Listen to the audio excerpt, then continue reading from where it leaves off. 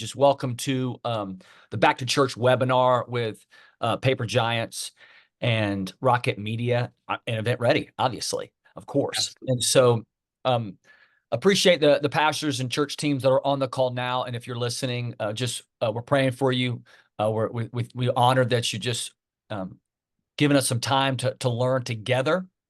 And I'm probably the most excited to learn because John is going to take us all to school a little bit when it comes in terms of how to create more digital reach, how to create multiplication in terms of our efforts in spreading the gospel and opening our doors digitally for people coming new to our community, that people that are looking for a faith community that already are there, and then kind of everything in between. So I am going to start off with a word of prayer, and then just going to be asking John some questions. And if you're on the call and have some questions about something that we're discussing or something that's around the topic, please put that in the chat, and John or I will bring that up and hopefully get to that. And if not, if we don't get to that question, we will email you with the best answer we can find, and obviously some other resources that will coming out with this call. So let me go ahead and start in prayer. God, we love you so very much.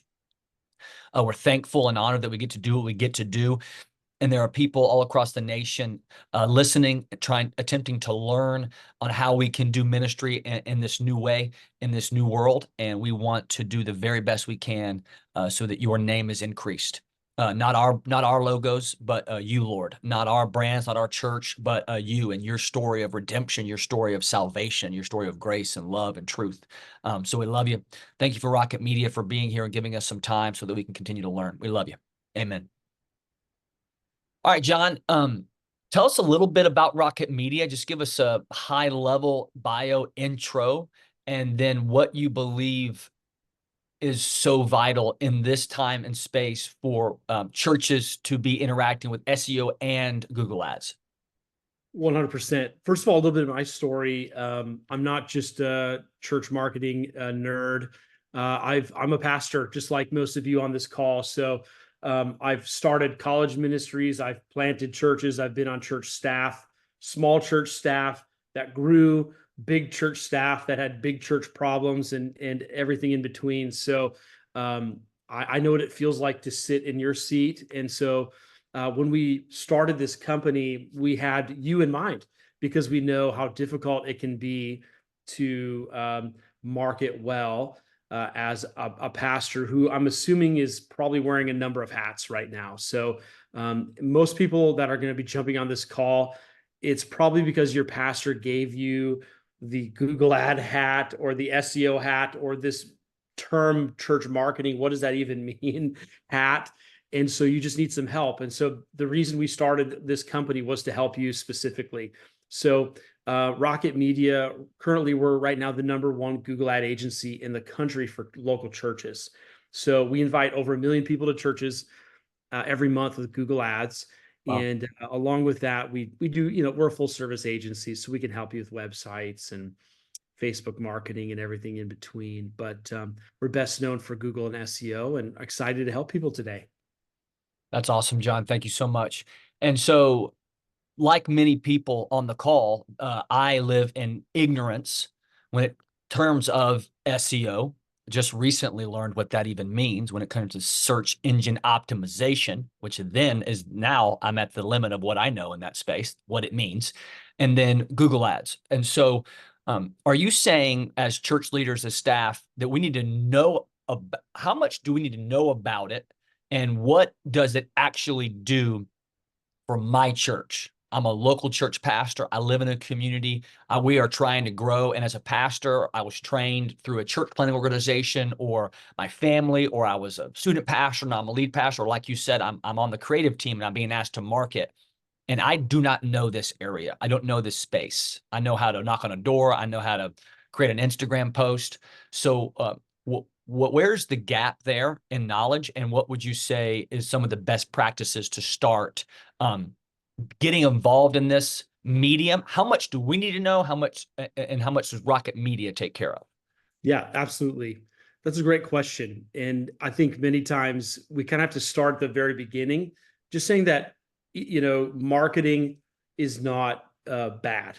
Marketing is a good thing. It's a tool we use in our evangelism toolbox to help reach more people for Christ. And so most people that are in this call, they've probably already taken that step where they said, yeah, we need to do this. It's important to do this. And the real question is, should I do it myself, or should I have an agency come alongside us and do it for us? That was the reason we started this company, was primarily to take that pain point off of pastors, because Google in particular, of all of the platforms, when you look at Facebook, Instagram, TikTok, X, and Google tends to be the most complicated. Just as an example, if a member of your staff wanted to become just barely proficient in SEO and Google, you would probably need to do somewhere around 25 to 30 hours of online, training with Google products. So if you have that time and that budget, and you're saying, hey, this is my role and I want to become proficient in this, that's really what the commitment looks like on the do-it-yourself side. On the having others do it for you side, it's as simple as calling an agency like us or another agency and making sure we take that pain point off of you, for a small fee. But again, how much do you need to know? If your pastor says, go ahead and take 40 hours of training, do it. If he says, no, let's just get this solved through an agency, I think sometimes that can be an even better decision, because an agency like ours, we're managing so many accounts, and we've got Google ads running for churches all over the US, from Orange County to Manhattan to everywhere and in between. We've got some best practices that could help for sure. But let's just start with maybe I should start with this basic question. How is your church doing right now? Mm-hmm. Do you have more guests coming through the door than not? If you watch the Unseminary or listen to the Unseminary podcast with Rich Birch, good friend of ours, he calls it the 3% rule, to be able to measure whether our church is growing, maintaining, or dying. So let's say your church is 100 people right now, and 1% of your church visits on a weekly basis. That would be one new person a week coming to your church. If you take that over time, and with a 20% attrition rate, and maybe a 15% attrition rate with your church, so 15 people leave every year, and let's just say 20% of your visitors actually become members. At a 1% rate, your church is actually dying. At 2%, your church is maintaining. At 3%, your church is growing. And so our job as a marketing agency is to make sure you're hitting that number. You've got enough visitors coming each week where you're not just maintaining or dying, but you're actually growing as an organization. Google ads, we're a great part of that. SEO, great part of that. That's awesome. And so we've got a website. We've got social media platforms that we're trying to post and doing these things. So let's say we start Google ads and SEO. What would you say? So if Rocket Media is going to take that task, what would you say is the best practice for a church to be ready for these new families?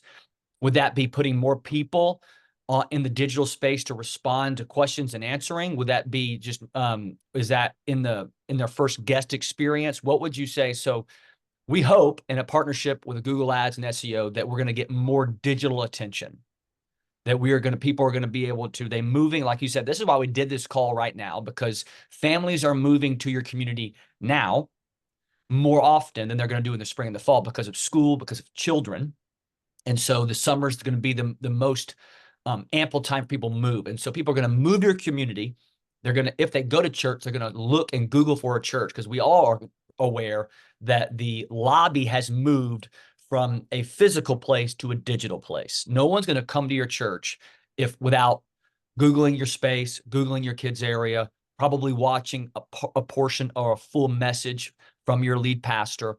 And so people are not going to come blindly into your room. So what we hope with SEO is we're just giving them a cleaner and less friction opportunity to get to find your website. And so, okay, let's say we're going to do that. We have a website.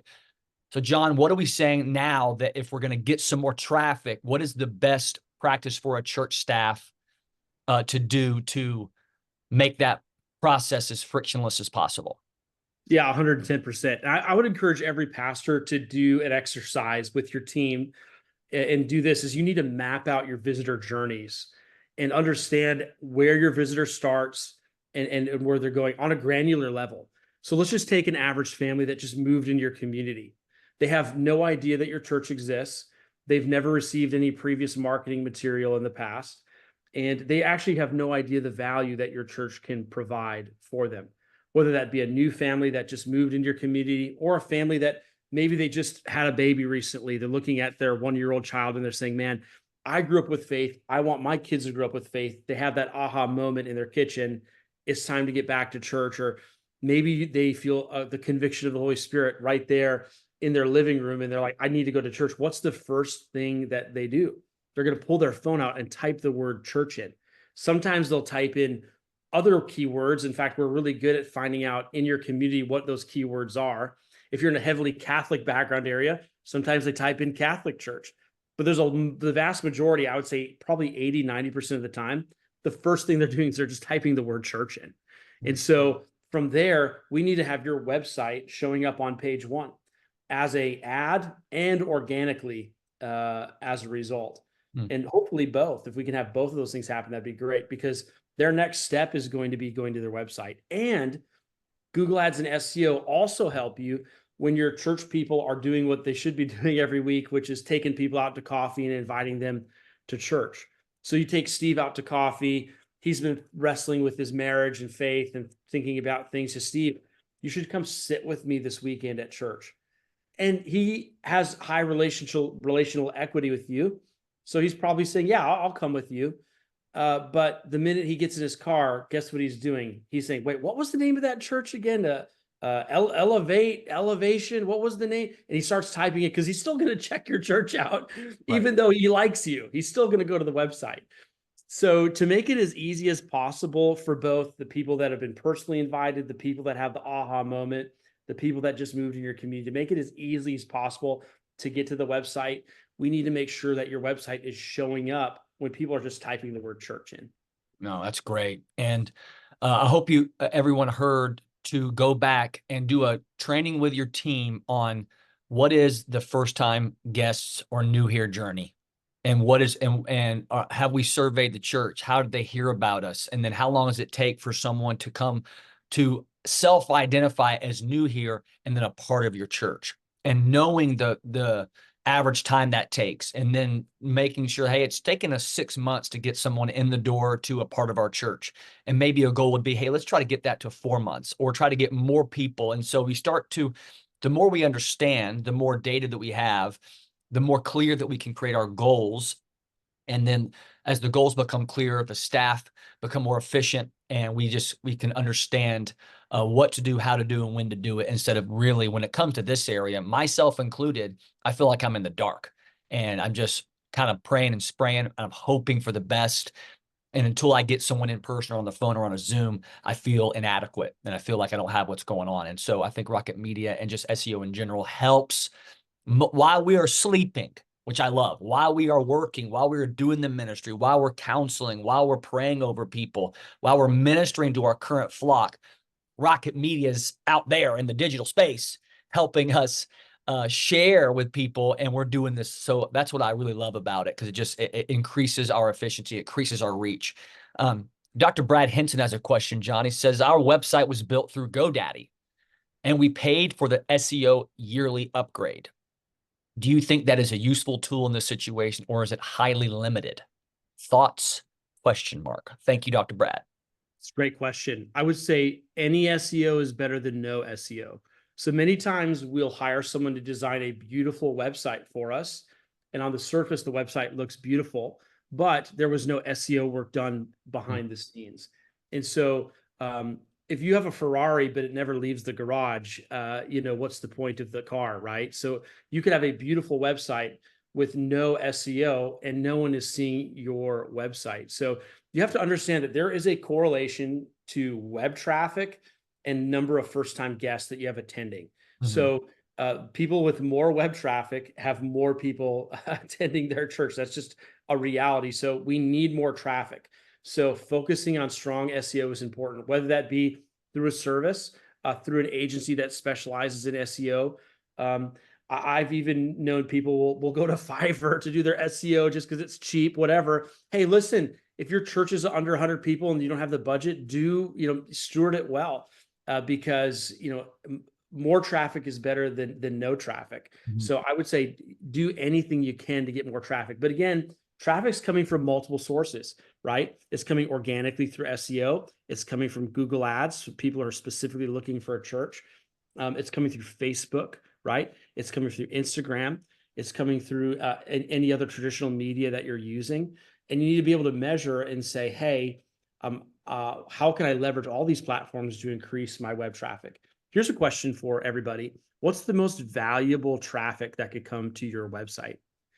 It's actually someone who's actively looking to attend a church this weekend.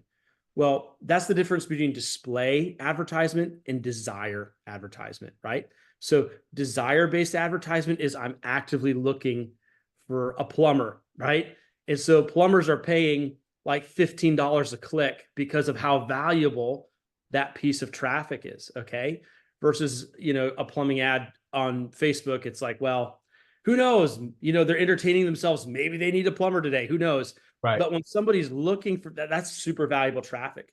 So if I'm going to build the traffic on my website, I'm going to build from most valuable to, maybe least likely to convert, which would be maybe my big blast billboard or, maybe a piece of mail, right? So the building blocks would be phenomenal website built with great SEO, Google Ads, Facebook, Instagram, and then you kind of keep building from there on your traffic.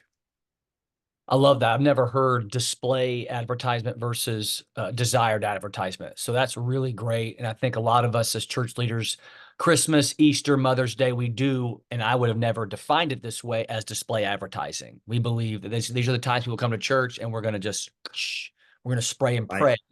And I've heard that several people say basically advertising for a church during Easter is like a knife fight in a phone booth.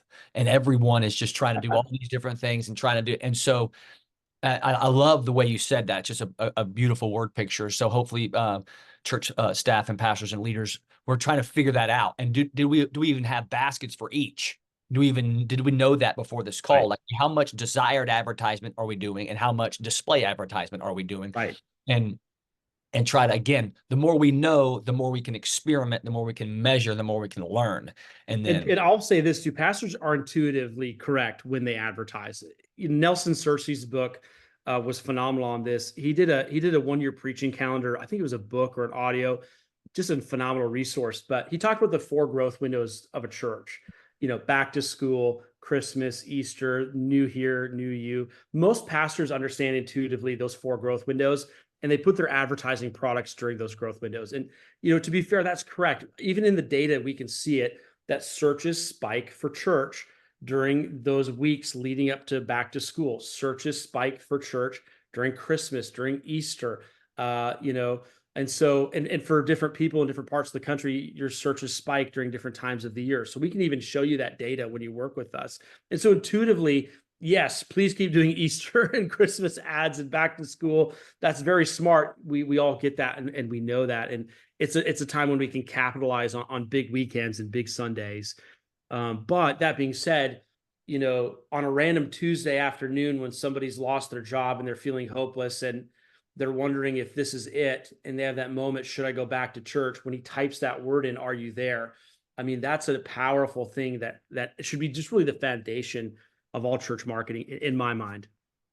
no, that's great. I appreciate that. And so, Caroline Watkins at a vertical church has a question, but before that, I wanted to ask this: what is a common mistake that a church website will make because they're not doing SEO? Because same here. When we launched Paper Giants, I focus on website. And so, because that's what I at least know, it's right in front of me. And so what is something, is it a language? Is it a usability? Is it a phrasing? Is it a messaging? What is a common mistake, or what can we do as church leaders to, once we add SEO and Google Ads in and we're getting more traffic to our website, what is some things that you would say are 1, 2, 3 best practices to make sure our website is built not too clever over clear, and making sure that it passed the caveman test, that they know who you are, they know what you do? What would you say are some things that would help a church leader on this to make sure their website now is is ready for new traffic? Yeah, that's a great question.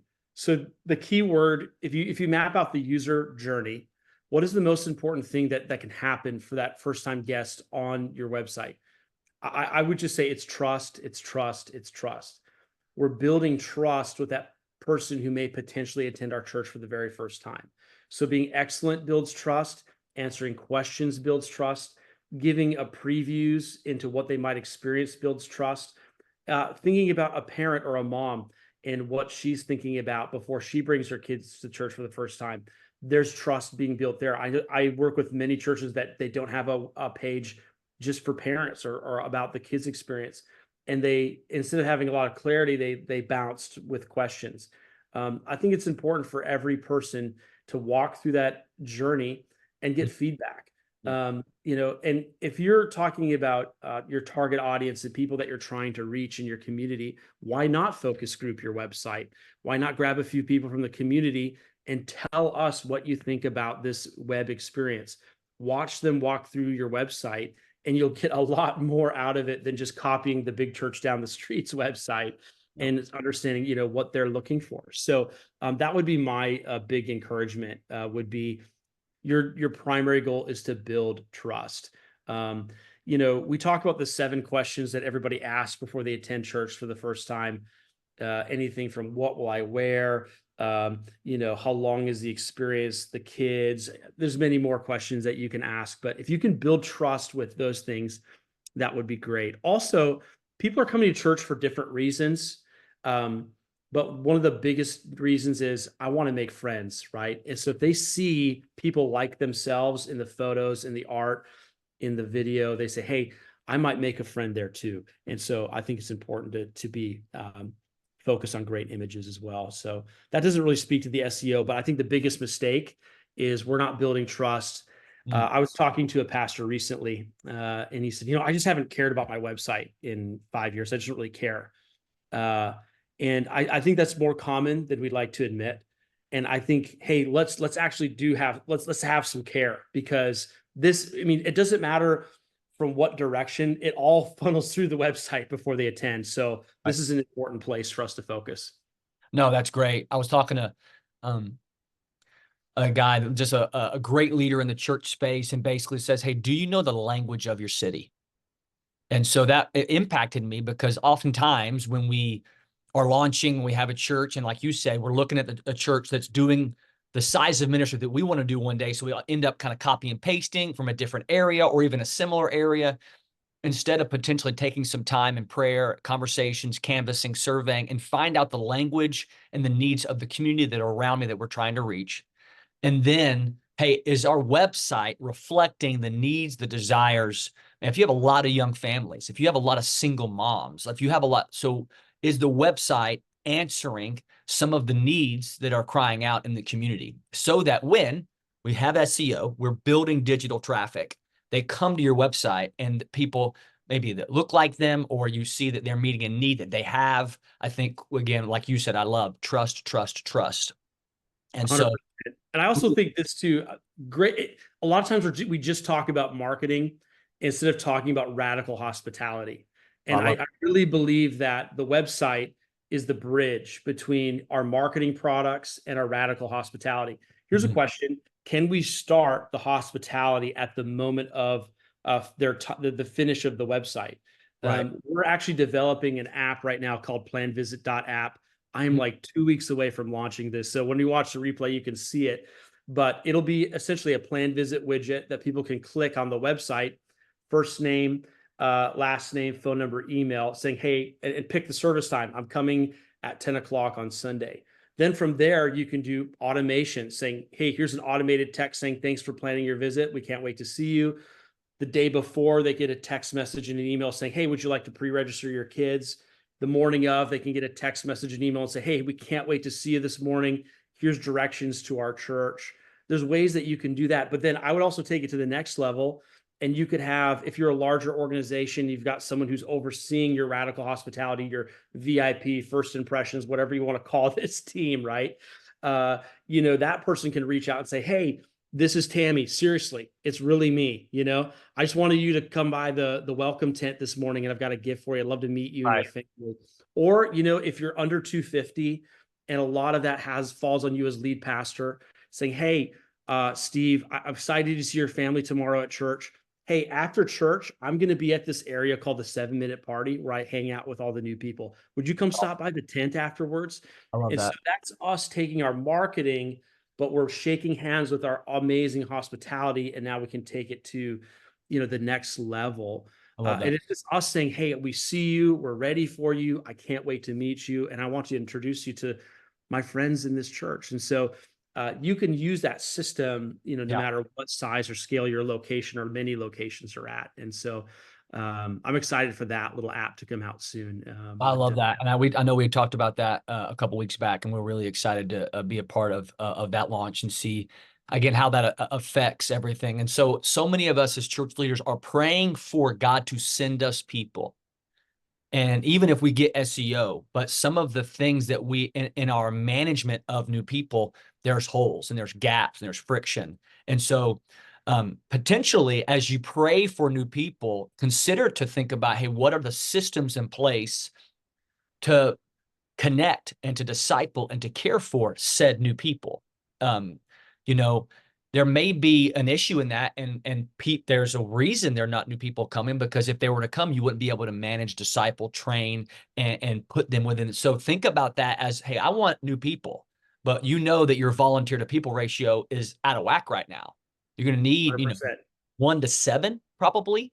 And if you're thinking, hey, I want 500 people, how many, we're at 200. We just can't break that barrier. We'd love to go to 300. How many volunteers do you have? And what is Right. your first time guest experience?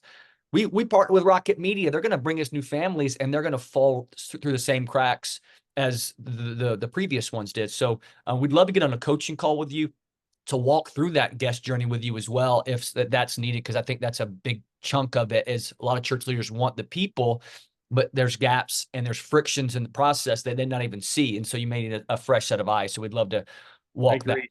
So Caroline Watkins says, we are looking to use Google Ads or SEO during times when we need a little extra promotion, like you were talking about, John, Christmas, Mother's Day, back to school, etc. But the company we were working with said it's not very useful if you do Google Ads sporadically and not consistently. Is that true? Also, sorry, and you can answer that. And then also, are Google Ads and SEO either or do you have to do both? Just thinking for budget purposes. So Yeah, fantastic. So I get this question constantly all the time. And here's how I'd like to answer this question. Um, I agree. I believe Google Ads should be functioning all the time. There really isn't a day when you don't want an advertisement for your church on Google Ads. We want to have a consistent opportunity for people to see your advertisement so that we've got web traffic coming in. I don't look at Google Ads like a Hail Mary product or a throw. I look at it like football sometimes. Sorry, my brain, but I look at it like the running play. It's consistent. It's always working for you. There isn't a Sunday when you don't want first-time guests. If people are actively looking for you, that's where the first spend should be. So I would say, number one, Google Ads are extremely important. That being said, Google Ads are very quick. If we have a new client jump on with us, within 2 days, ads are approved and launched and ready to go. So unless there's any approval issues, it's very quick. SEO is very slow. So SEO can take time. To rank higher and higher and higher can take 12 months or more. So in some ways, it's tortoise and hare. SEO is slow. It's costly, but in the end, your floor is getting raised for web traffic every right. time you're going up in placement. That's a very good thing. So in an ideal world, I would say do both at the same time. That being said, if you can't do both at the same time, I would start with advertisements, because we need to get you there as quickly as we can. And then let's go ahead, once budget becomes available, let's get SEO ranking you back up. And now you're in this wonderful place where you've got ad and SEO. I just don't, if we start with SEO, it's going to take 12 months before people are seeing you. And we really want people to see you right now. So that would be my best advice. That being said, we'll have clients that say, no, I'm a tortoise, I'm not a hare. I'm like, cool. Love you, tortoise. We're going to go slow, and we'll do it that way. based on budget, but you should try to do both if you can. That's awesome. No, I Yeah. appreciate that. Caroline, if that helps, let us know. Really cool stuff happening in Vertical Church in Blairsville, Georgia, one of my faves. And Awesome. so that's awesome. That's great. So that's kind of would be my second question. So as a leader, and you mentioned this earlier, I end up focusing on what's right in front of me, and either what's right in front of me or what I understand. And so, like you said, that pastor, hey, I've just not been focusing on my website. I've not been caring. I think if we asked that pastor a couple more questions, we'd end up saying, hey, you do care, but you've spent time with it and money with it, and it just kind of went awry, and you don't understand it. When you see an image, you don't know how to say, hey, I like that, I don't like that. You don't know how to give critical artistic feedback to a web designer or a graphic designer. And so it's just like, I just don't care about that. I'm going to go back to like the brick and mortar of hand to the plow ministry. I totally get it and respect it. And your hands need to be on that plow.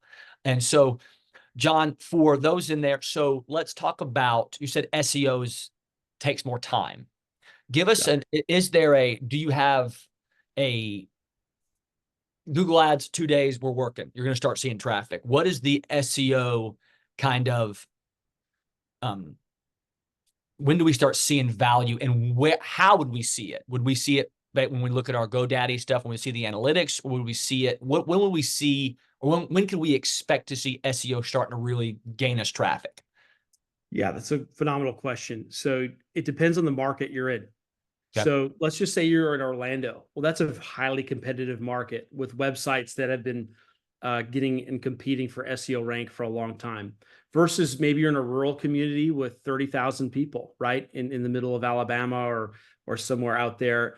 Your SEO rank could be much faster. So what we'll do is we'll give you a scorecard and just say, hey, here's where your current scorecard is, and then we're gonna start work right away on the SEO side with your listing, with metadata, with all those different things. But that is where you've got tortoise and hare for sure. So it's really about a commitment to saying, and can we just talk about, let's just talk about executive dashboard, high level thing. Let's talk about that pastor's like, this is over my head. I don't want to talk about metadata. Who cares, right? So what can you measure as a senior lead, right? That says, I know that my website is working for me. Because it's hard to measure beauty, right? It's hard to measure art. But can we, like, if we could make more things in ministry less ethereal and a bit more handles, let's do that. So number one, let's just look at that percentage of visitors attending my church right now, right? Am I at 1%, 2%, 3%, 4% of my congregation size visiting me on a weekly basis? Okay, that's a reflection of your marketing product and your visitor and your invite culture going through your marketing product. Then from there, we can start measuring web traffic. What is my monthly web traffic? And where is that web traffic coming from? Okay. And then from there, if you want another measure, how many people have converted on my website to plan a visit? Okay. So that's another piece of measurement. The cool thing about those pieces of measurement, they're all going to be part of I'm promoting myself yet. My planvisit.app that's coming out in like 2 weeks. But you don't need to work with us to measure those things. Just talk to your web person and say, I don't need this, that, or the other. I just want to know how many visits were converted. How many visitors are we in actuality, getting? Because not everybody's going to tell you on the website, I'm coming. That's, some people are going to tell you once they get to the tent. Some people are going to tell you once they get the Connect card.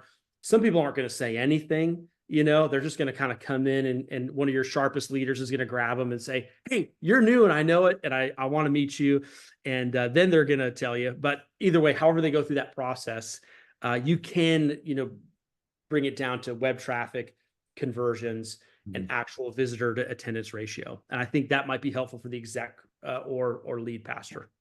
Awesome. Thank you. Dr. Brad saying we are filling out all the paperwork for the free Google Ads scholarship that they apparently offer to churches. I'm wondering how true that really is. Is that something that you've experienced? What are you looking at? I'm so glad we're talking about this about 38 minutes in here to our call. This is really important. And I want everyone just to listen to me as closely as you can right now. So if somebody offers you something that's too good to be true, it's always too good to be true. All right. And so it is with the Google Ad Grant. It is not a good product for local churches unless you are quite large. And I would say Life Church large. Okay. Wow. Compassion International large. So a lot of companies in my space say, "Wow, you get free $10,000," and it's that's how I started my company actually 8 years ago. I said, "Wow, look at this free grant. I'll just get this grant for churches that I work with." And um, listen to pastors gave me feedback. I'm just not getting people through the door, and I started looking at it, and this just isn't a good product. And so I talked to my reps at Google. I said, "Hey, what's going on? Why isn't this working?" And they've just made it very clear to me. They said, "Hey, look, a grantee is not allowed to compete against any paid players in the space. And Wow. so if you are a paid player, you get all of the views, all of the clicks. It's really important that you are a paid player versus a grantee. So imagine in your city, there are 10 churches, all 10 of you are doing the Google Ad Grant. Okay. And let's say there's 10,000 searches a month. Well, it's going to be split between all 10 of you. And let's just say of those 10,000 searches, there's 1,000 clicks. Well, those clicks are all going to be split pretty much evenly amongst all of you based on how well you optimize, some better than others. But if one paid player comes into the space, he takes it all. Okay. And so I immediately said, no more of this ad grant. So we weren't only the first Google ad company that jumped in the church space. We were also the first one to say no to the grant. And so here's my promise. If you currently have the ad grant, we'll manage it for free. We'll manage it for free as long as you do a paid campaign, and we'll show you the difference, and you'll be absolutely blown away. So Wow. I lost a lot of money that day when I said I'm going to stop, but I just said I got to help these pastors win. That's my job. So I don't believe in the Google ad grant unless you're a large nonprofit who people already know your name. Right. Okay.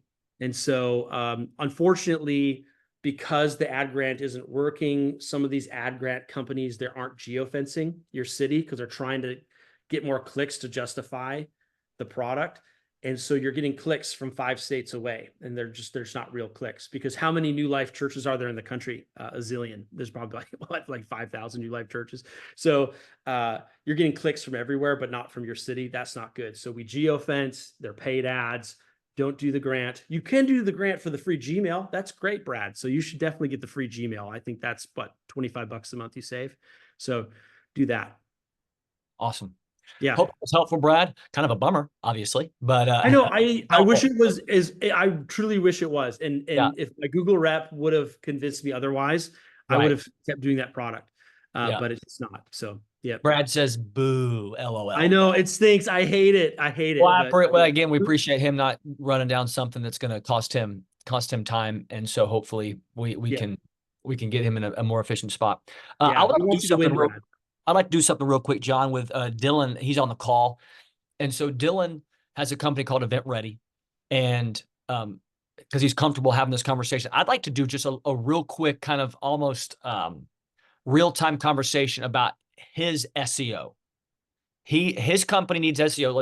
It's Event Ready Church, but it's a company. But I want the pastors on this call, the church leaders on this call, to hear kind of the back and forth, what you would ask Dylan to better understand how to increase digital traffic, and so that Dylan can in turn, like, what would that conversation look like if a pastor got on a call with you after this call? That's what I kind of want to do, a little role playing here. Are you okay with that? Yeah, absolutely. It'd be great. Okay, so let's, again, pastors on the call, staff on the call. Imagine that Dylan is you. You've got set up with John on a call. John, how would you start? And let's have this conversation quickly. Yeah. My first question would be, frankly, that question of how many people are visiting right now. How many people are coming now? You've got an interesting vertical because you've got key people that you need to work with for events. But is he pretending to be a pastor? Is that what he's doing, or am I doing it for his Yeah, company? do it for his company, but try to. Okay. Yeah. And I know his company's nationwide, so it's different Yeah. in terms of reach and who he wants and who would be qualified leads for him. But I just want them to have a Yeah. conversation, so that, because I want to kind of tear down the walls so that people, Caroline and Chris and Chauncey and people on this call, wouldn't be intimidated to have a conversation with you because they don't Yeah. know what Sure. questions you're going to ask them. I want to, again, try to peel back as much as we can. So just talk a normal conversation, and we can put our church in Dylan's space. Absolutely. Well, first, I'd probably start by praising Dylan because of what a great business leader he is and what a great company he has. So there's an event that I go to every year with my company, and Dylan took over that event with his company. He brought the level of excellence up, I mean, just through the roof. So Yep. I'm already an outrageous fan of his.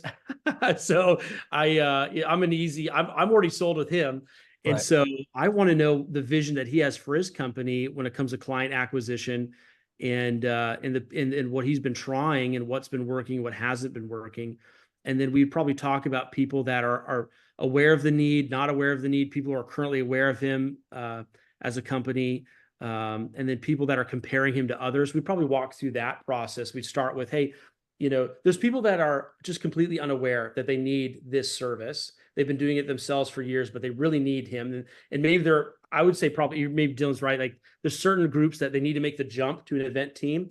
There's other people that they're aware of the problem. They know they need an event team. They maybe were working with a competitor in the past, so they're fully aware of the issue. And then there's other people that are just in the shopping mode, would be my guess. They maybe worked with some competitors or other people, and they need to figure out why his business is much better than the other one and why they need to make the jump, probably. And then there's other people that know and love your brand, and they need to become even more loyal to what you guys are doing and how marketing can kind of help all of that. But when it comes to SEO, I'd probably just start with, have you Googled yourself? Would be the first question I would ask, is like, have you Googled yourself? And then have you Googled the keywords in your space? So, have you done that, Dylan? Yeah, yes, I have. Yes, and to go back to some of the other things you were mentioning, yeah, we are an event logistics producing production management company. We right now only work in the faith-based space. And what I would tell you on a call if I was meeting with you, and I have met with some other SEO companies, agencies, is exactly what you just said. When someone types in, whether it be a church or a nonprofit or an organization that would line up with how we value things, when they type in Google, I need help with producing, who is coming up on that Google, right? And we want that to be us. We want that to be the top thing. So being a church in Atlanta, with the competitive spaces in Atlanta, I would want my church to come up to the top window. Healthy culture and a great church to attend. Enter, boom, event ready church or whatever. So same principles, I guess, for both sides. But yeah, that would be the questions I would ask you is, how can you help me? I would be straight up. What's the cost? What's it going to cost me? I know a lot of pastors are going to say that as well. And so yeah, that would be how I would dialogue with you, on an initial phone call. But Yeah. yes, I have Googled myself and I'm nowhere to be found. Yeah.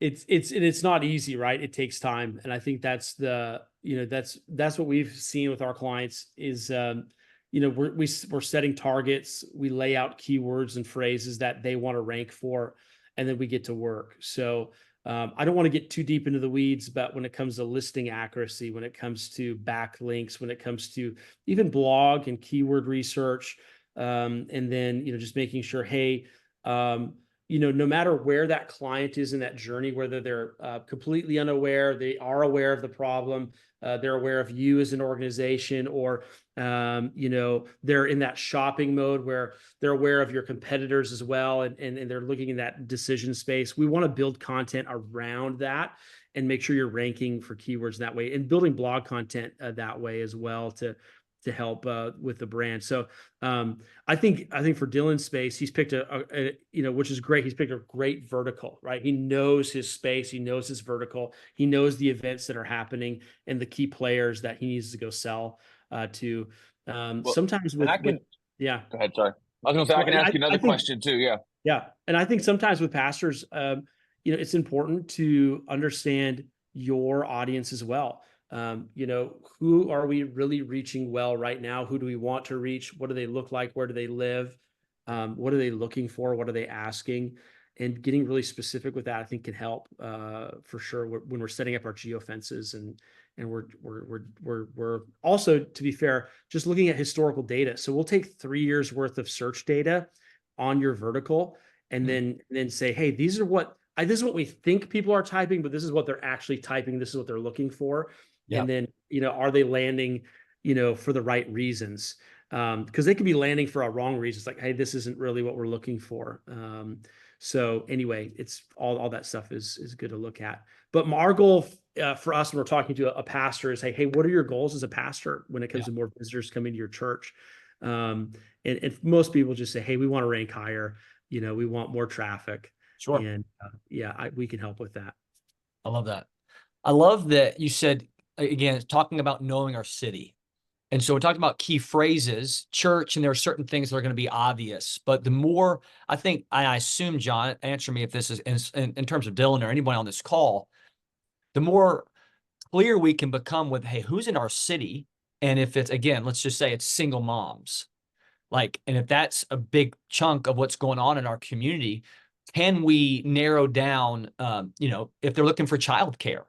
If childcare comes up and we want to, hey, let's focus on that, and when they look for it, and then they can find us. Is that something that would be helpful as a church? If I were to come to you as a pastor, say, I'm doing ministry in Chattanooga, Tennessee, and here are the things: divorce rates through the roof, alcoholism, drug abuse, or whatever the key things are. Like, hey, I want to really focus on these 4 phrases: addiction free, celebrate recovery, marriage counseling. Obviously, the church needs to be able to care for those things, and we don't want to break a brand promise, obviously.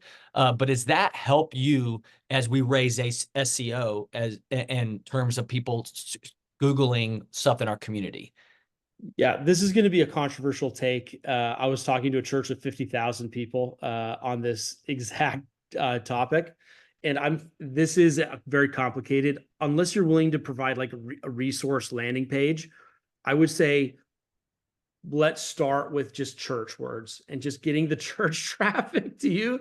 And that being said, I was talking to a church planter of 200 people the other day. He's outside of Miami in Broward County, and he's doing a fantastic job transforming a middle school every week. And we talked about, hey, should we be using these keywords? And the reality is that the keywords that are most important, they're going to convert. They are the church keywords. That being said, we should be letting the search terms in our city be informing how we set up our one-year preaching calendar, like with Paper Giants, right? When we're looking at content. So, for instance, when we were looking at Miami, the sexual sin keywords, okay, with divorce and counseling, were through the roof in comparison to other cities that we were helping other churches in. And I said, man, if I were to rank the felt need or issues in your city, I can rank them just based on what people are typing in Google. Because here's the truth: people lie on social media, but they will tell Google their deepest, darkest secrets. That is where they go to tell, like, what does this black spot on my hand mean? Am I going to die? Right? They'll put that in Google, but they would never put that on social media. And so it's pretty cool to be able to, if you work with us, I could say, hey, if you want to know what your city's struggling with, what things are going on, here are some key search terms. You should put your message series around those with Paper Giants, and then make a landing page. And then let's start doing some keywords to drive people to that landing page. Right. And I think that would be a great way to do it. Now, if you're a church of multi-thousand, you have a backlog of resources, you're ready to build landing pages, yeah, we can do that. And but there's very few churches in that boat. I know many of you are just out there killing it every week. So I just preached at a church of about 150 people this last Sunday in Tampa, and he's portable. He's been doing it for 2 years. He's doing such a great job. Right. And I just want to say to all of you on the call, you're heroes. What you're doing is a big deal. Never quit. Keep going. Work hard. It's worth it every day.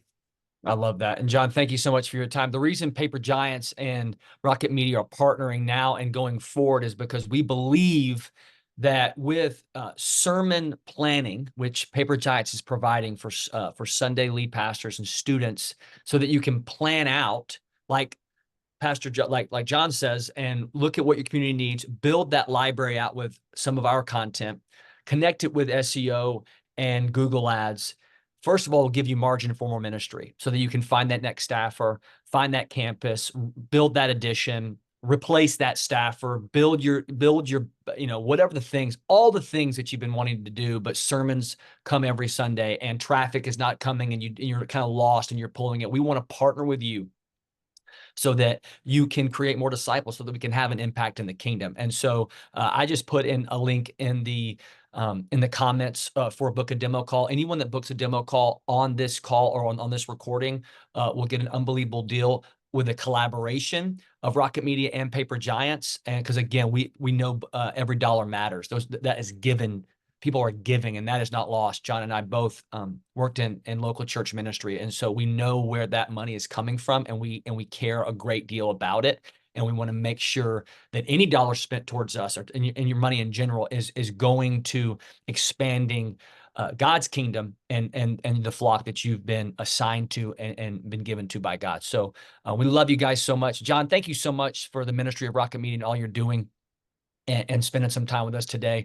We hope this was helpful, and we can't wait to for the next time we collaborate together. So pastors, leaders, like John said, you may be in the best season of life, or you may be in the hardest season, or somewhere in between. We're here for you. If you need anything, reach out, please, and let's just talk. We'll come to a site visit. We'll see. We'll spend time with you. We'll pray together. If you just need to call and scream as loud as you can, I consider that a job well done. And so we are here for you. We love you guys. And so we will see you next time. Thanks, John, so much. Thanks. Thanks, John. See you guys.